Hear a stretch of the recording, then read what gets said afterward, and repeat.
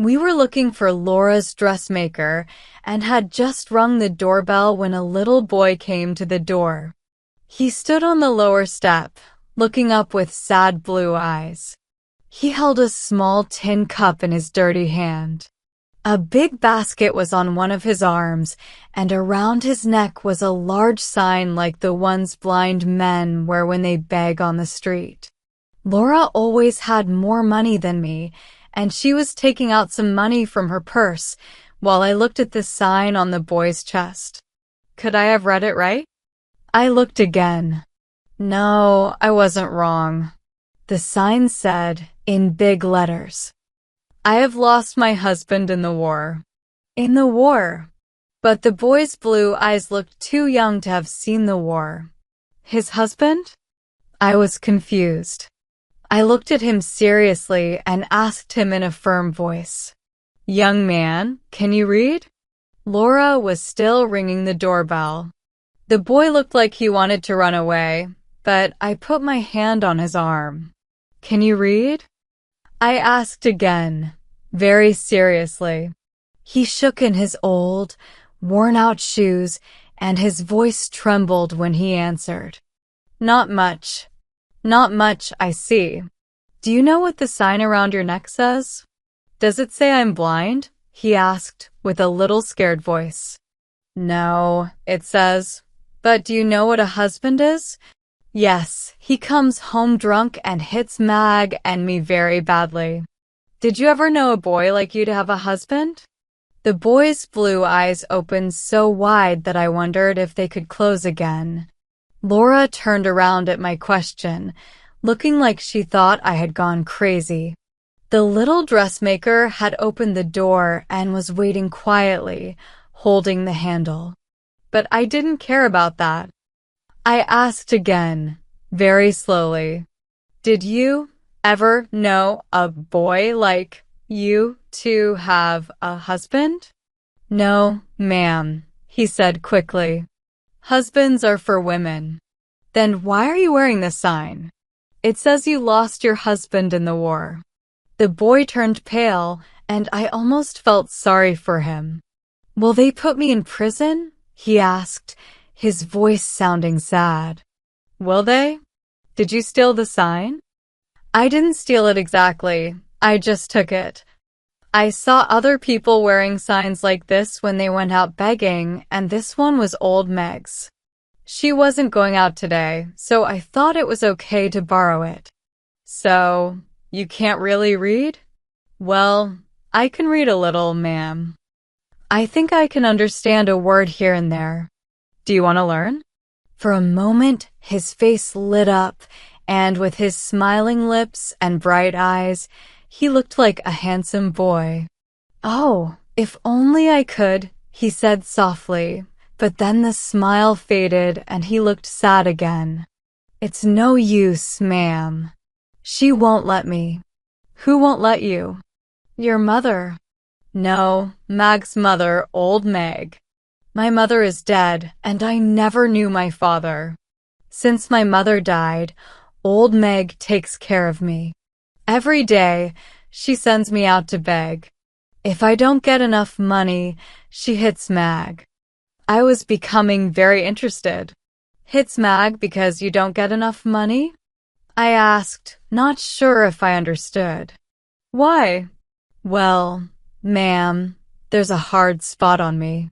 She found that hitting me didn't hurt much. So, one night when Mag asked her to stop, she turned and hit Mag. That made me cry a lot. Ever since then, if I don't get enough money, she hits Mag." "Are you sure you're telling me the truth?"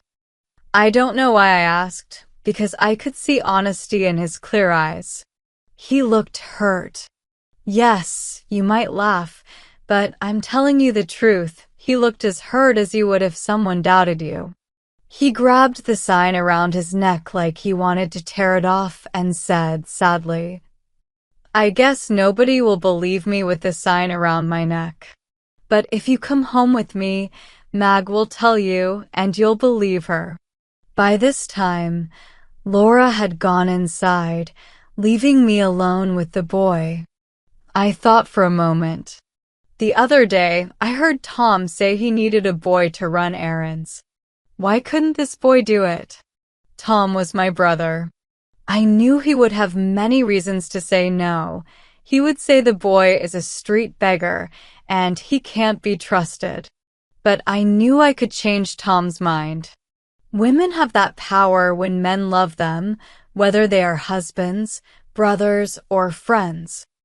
I hated to see poverty and ignorance. What if I could save just one small boy from this life? I said firmly, "Will you come home with me? You will have a nice home, good food, honest work, and no one will ever hit you. You will also learn to read," I said. The boy didn't look sure at first, but when I said the part about learning to read, he asked curiously, "Who will teach me?" "I can't go to school and do my work too." "I will teach you," I replied. "Will you go and work hard for my brother and learn to read?" "Won't I just," he said with excitement. "Well then, let me talk to the lady who went inside, and I'll take you home right now." But he shifted nervously. "If you please, ma'am, I can't go until I've been back to Meg's and returned the sign." "But I'll ask a policeman to send someone with the sign," I said. "If you go back to Meg, she might not let you come with me." "Yes, ma'am, I'll come." "But you wouldn't believe me, would you, if I just ran away without saying goodbye to Mag? She'd cry her eyes out thinking I was in prison or someone had killed me." His big blue eyes looked sad again, thinking of this. "Well, you may go," I said, half reluctantly, because I had become very interested in the little boy. "But be sure you come tonight or tomorrow morning to 70 Derham Street and ask for Miss May." He looked at me seriously and said, "I will come." Then, in a moment, he was gone. That night after dinner, I told Tom about the boy. He was doubtful, mocking, and didn't believe me, just like I knew he would be. But in the end, he promised to give my vagrant a try if the boy ever came. Just as I convinced him, the doorbell rang. I ran to the dining room door. The dining room was in the front basement, and the outside door was so close that I opened it myself. It was the boy. "I want Miss May," he said, speaking to me like I was a servant. But when he heard my voice, his manner changed and became respectful. I brought him in to see Tom. I saw how the boy's blue eyes softened even Tom's tough mind and heart. Tom spoke kindly to him, then sent him to the kitchen for supper. "Where do you plan to keep this new boy?"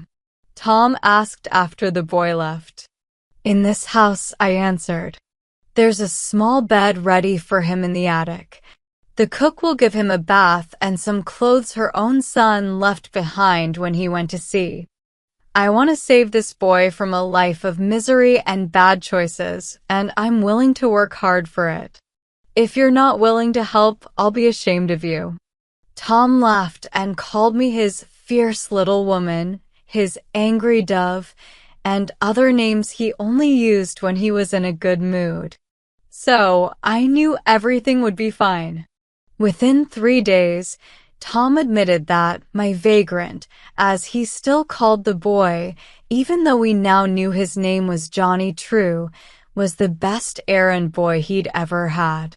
As I had promised, I taught him how to read. He was the brightest student I ever had.